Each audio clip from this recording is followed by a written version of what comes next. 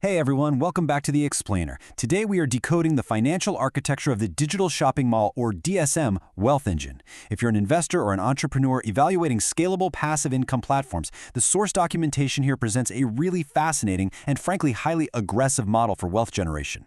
We're going to jump right in and break down the data, the structures, and the raw numbers straight from their pitch to see exactly how this ecosystem claims to operate. Here is our quick roadmap for the breakdown. First, we'll look at the wealth generation evolution. Second, DSP tokenomics. Third, the margin engine. Fourth, scaling massive income. And finally, we'll wrap up with the EFM advantage. All right, Section 1, the wealth generation evolution. It's time to completely rethink passive income. So, here is the million-dollar question.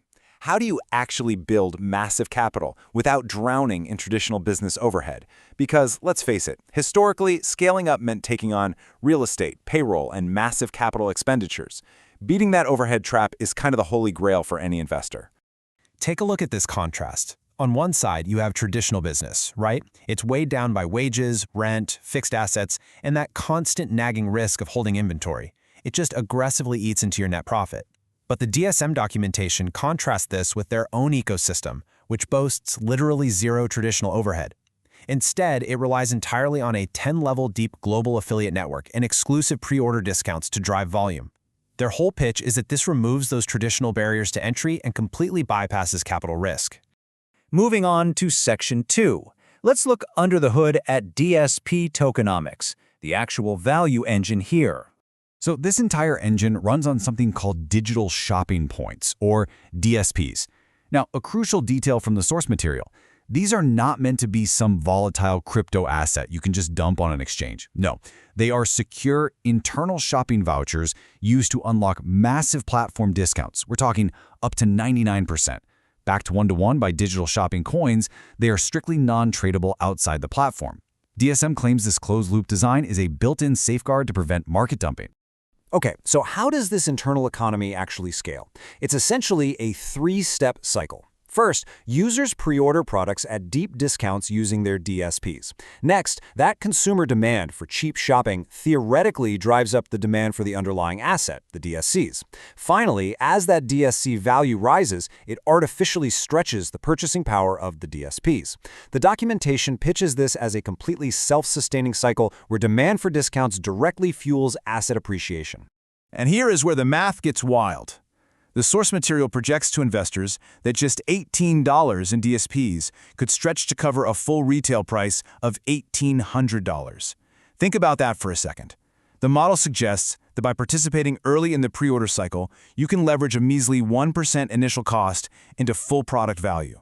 If you're assessing potential yield, this internal value appreciation is the absolute core differentiator they're putting on the table.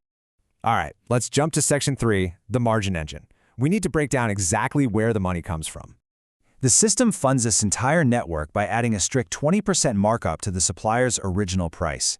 And that 20% margin is heavily segmented. Let's look at the breakdown.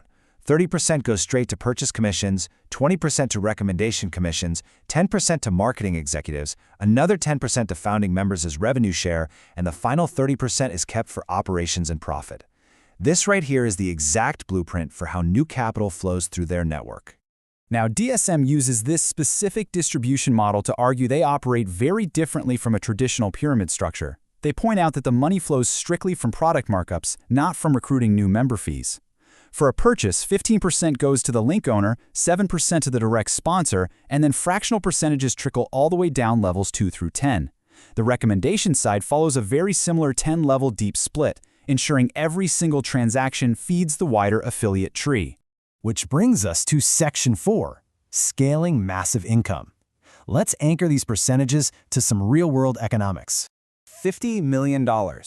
That is the theoretical recommendation commission the source material outlines for just one successful tech product scaling globally on their platform. I know it sounds crazy, so let's look at the mathematical assumptions required to actually hit that target. The sources use a Huawei Mate X5 as a case study. Say the base supplier price is $2,500. DSM slaps on its 20% markup, creating a retail price of $3,000. That creates a $500 margin, right? Well, a recommender earning 10% of that margin gets $50 per unit. The model assumes that with global volume driven by those pre-order discounts, selling 1 million units scales that single commission to $50 million.